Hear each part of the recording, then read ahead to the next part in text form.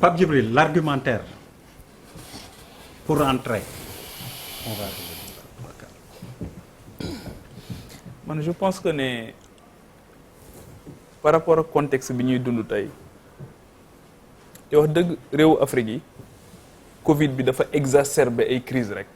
waaye lu ci bari feebar bu baree ngi fi woon. waaw c'est-à-dire que c'est vrai que Covid tax nañu xam ne sunu hôpitaux yi tabarkal la waaye bu dul woon Covid it xam nañ ne horaires yi daan jóge fajar gu bari jóge ci biir réew mi jëm si Dakar dañ daan faju si su dul woon Covid tamit xam nañ ne dëkk bi métti woon na su dul woon Covid tamit xam nañ ne campagne agricole lañ gën a am ci politique agricole su dul woon Covid tamit xam nañ ne 25 milliards mënoo koy def ci élevage. nga bëgg sa élevage jëm kanam. su dul woon Covid tamit ñu xam Covid taxul ñu xam ne sunu géej gi tey boo ko jëlee Turquie yi ak espagnol yi ak européens yi globalement chinois yi. ñoo ñëw tey ak seeni navire ba sunu pêche artisanale amatul tey wax nañ ko fii keroog ñiy jël nit ñi di leen yóbbu Espagne di leen yóbbu feneen du man mii may dawal gaal man mi dëkk Caajaay du Badara mooy dawal gaal moom mi dëkk nu mu tuddati dëkk bi mbili du Malal mooy dawal kii moom mi nga xamante ni ci musique la nekk ñii nga xam ñoo nekkoon ci géej gi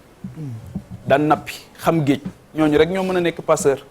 donc parce que seen activité principale ba ñu amoon xëy na doxatul na mu waroon a doxee réponse yu mag yooyu ñu war a indi ci pêche bi ci agriculture bi ak ci élevage bi ak li ñu tudd léegi tuddee ko artisanat te depuis 1968 ñoo ngi am un ministre en charge de l'artisanat Ibrahima Tall moo ko yoroon en 1968 depuis 68 on a un ministère en charge de l'artisanat artisanat tey yan jéego la dox Sénégal le secteur informel on en parle gouvernement bu fi ñëw on en parle Abdoulaye Wade sax dafa taxawal benn journée maay le premier informel du pays on en parle qu'est-ce qu'on en fait réellement les ministères de l'artisanat de l'agriculture de l'élevage yiy succédé wu qu'est-ce qu'ils font concrètement pour que ñooñu jóge ci état boobu ñu nekk daal di ciy génn dem ci leneen loo xamante ni lu gën a efficace la loo xam dina jur njëriñ donc c'est bien beau de parler des chiffres des agrégats macroéconomiques et tout mais ki ñëw fii keroog toog fi nekk ci ndox bi li mu wax mooy dafay napp moom gis ñoo xam napp nañ ba bàyyi di ñëw di taxaw ci taatu gaal yi di wut di ñaan loo xamante ni moom lañ leen di may donc contexte bu mel noonu ma wax ne Covid bi aujourd'hui révélateur la feneen mais fii dafa exacerbé li nga xamante ni dafa wuññi yi nga xamante ni moo fi nekkoon te nekkoon yoo xamante ni doxul Sénégal nag dafa baaxoo moom ku am dara rek fàtte ñi amul loolu la baaxoo ba kuy wax sax dañuy jàpp ne waaye bu doon sunu bopp rek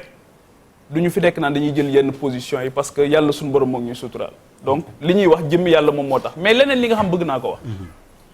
pour revenir enfin au Conseil économique social et environnemental ce qui est intéressant pour ñun ñëpp mooy Badara on attend la fiche de poste du président Idrissa Seck c'est-à-dire que le Conseil économique et social en tant que tel quel est son impact quel devrait être son impact dans le quotidien des Sénégalais au vu des ressources yi nga xamante ni moo ngi koy engloutir ban jeexital la am ci Sénégalais yi ak Sénégalaises yi nga xamante ni jàpp nañ ne ña fa nekk ñoom lañ fa nekkal sur le plan économique sur le plan social et sur le plan environnemental li ma wax léegi ne Covid der même rek may gale li ma wax léegi ne Covid dafa am lu mu wuññi bi biir Covid bi ñëwee ci biir débat bi lan moo xewoon Cheikh Yérim wax na ko léegi mais muy Assemblée nationale nit ñi dañu posé wu il y avait une loi d'habilitation mais ailleurs on a vu que même ci biir Covid bi bu état d'urgence amee seen commission des lois def ko commission de contrôle de l'action de l'exécutif ñu ne enfin Assemblée nationale contrôler l'exécutif loolu moo tax loolu mooy sa raison d'exister boo jëlee le Haut Conseil des collectivités territoriales li ñuy laajte mooy ndax la muy engloutir ci xaalis ndax moo ngi koy am jeexital ci sénégalais ak ñan ñoo fa nekk ak lan lañ fa nekkee ak lan lañ fay def donc l'impact la valeur ajoutée loolu rek la ñuy laajul leneen te citoyens yi nga xamante ni aussi ñoo fay dugal seen benn dërëm seen ñaari dërëm seen ñetti dërëm waaw réew moo xamante ni kenn mayatul citoyen mu laaj lu tax loolu am ak ki nga xamante ni moom lañ fay yóbbu tey muy Idrissa Seck kenn nattablewul xam-xamam ak jaar-jaaram mais tey Aminata Touré ma fa nekkoon tamit kenn nattablewul xam-xamam ak jaar-jaaram su fekkee ne dañu ko fa jëlee indi fa kii li ñu ciy xaar c'est pas pour un règlement de compte politique, ce serait décevoir les Sénégalaises et les Sénégalais. su fekkoon ne dañu ko fa teg il y a 16 mois xawma jàpp ne elle a un profil boo xamante ni war na jëlee foofu conseil économique social am ko fu mu ko yóbbu ñu jëlee ko fa en 16 mois pour man c'est vrai que le président de la République moom moo am possibilité nommer aux emplois civils et militaires c'est très galvaudé en Afrique waaye ki nga xamante ni dañ la jël jox la li nga xamante ni moom mooy destiné Sénégalais yi yell na it soo defee yenn choix yi par respect nga taxaw expliquer leen choix yi nga def lu tax nga def ko leneen li aussi mooy l'entrisme dans le gouvernement je veux bien aussi ñu choisir ñeneen parce que damay wax Sénégal ne on a beaucoup plus besoin de proposants que d'opposants parce que ni ñuy yaree nit ñi fii ci formation politique yi mooy bu ñu nekkee ci opposition dañuy ñaan ki nekk ci nguur gi daraam du dox bu ñu sañoon ndox du am bu ñu sañoon courant bi du coupé bu ñu sañoon sax li xew ci géej gi gën a yokk ngir ñu am matière politique dama leen wax ne réew mu ñuy tabax soxla wu ñu ci opposant bu mel noonu ki ñu ci soxla mooy koo xam day wéet ak boromam di ñaan sunu borom kiy doxal baaxle parce que bu baaxlee ñëpp baaxle parce que la plupart des grands opposants yi ñuy wax fii ils ont réglé leurs problèmes fexe nañ sax ba seen jabar du fi jure ndax jàpp nañ ne nationalité bi amul garantie dañ koy yóbbu mu accoucher ji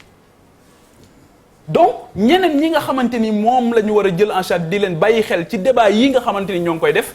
mooy jeexital bi nga xamante ni choix yi président de la République di def dina am impact ci seen vie si nag au bout de la réflexion ñu conclure ne blanc bonnet blanc lay nekk ñu conclure ne amul solo lool mais kon jarul débat bi mooy tey on attend la fiche de poste mais mieux encore Idrissa Seck ci affaire Karim Wade daf ci waxoon lu am solo dafa waxoon ne c'est un deal international on attend Idrissa Seck aujourd'hui sur le contenu de cette affaire nga xamante ni jàpp nañ ne c'était une nébuleuse mais on attend Idrissa Seck aussi sur les combats démocratiques parce que Idrissa Seck bi muy ànd ak Abdoulaye Wade jàpp naa ne boobu am na lu gënoon a yomb ànd ak Abdoulaye Wade bi muy nekk à 28 ans directeur de campagne de Abdoulaye Wade boobu am na lu ko gënoon a yomb donc combat démocratique moo taxoon mu porter un idéal boo xamante ni am na ku ko porté woon koo xamante ni am na njëriñ bu mu amal Afrique mais kooku noonu tey combat démocratique yi fan la ci toll par rapport ak yi nga xamante ni moom la ñu mëne ci depuis 2000 jàpp ne Sénégal waroon na def jéego te 2012 lu toll ci fukki nit faatu nañ ñoom Badara ñi bokkoon nañ ci xeex bi ak ñoom Malal mais coow lii jóg tey muy troisième mandat il faut que le président Idrissa Seck aussi